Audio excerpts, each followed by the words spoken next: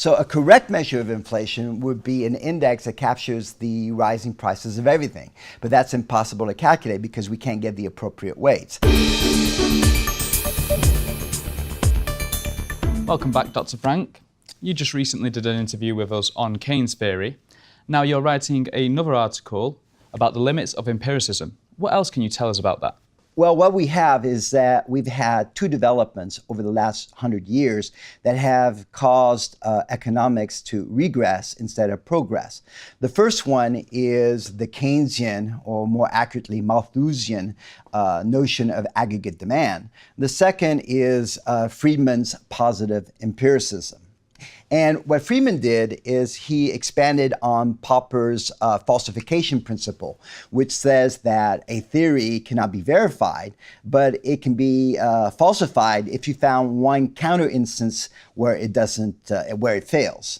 And economists have basically taken positive empiricism and extended it beyond what was possible, in the sense that they've developed theories from empirical regularities. So you look at Occam's law or the Phillips curve or Rogoff and Reinhardt's debt to GDP tipping point.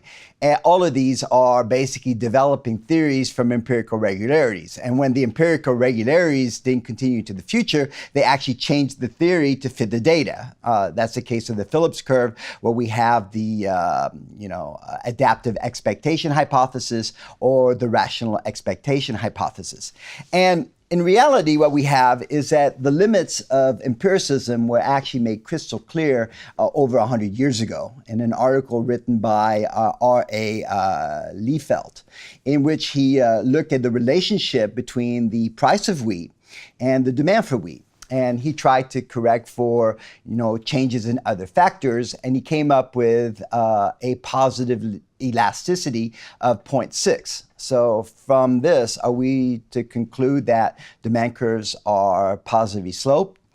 Obviously, the answer is no, because demand curves are kind of like a photograph in the sense that they change from one instance to the next, so that it is empirically impossible actually to calculate a demand curve. And this is something that we should have realized, that what we see when we look at historical data is essentially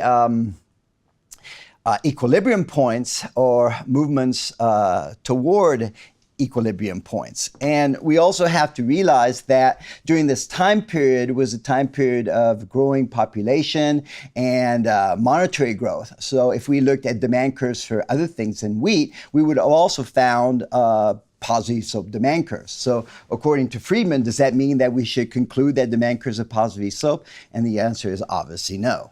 So economics is much more limited than physical sciences. What else do you have to say on this?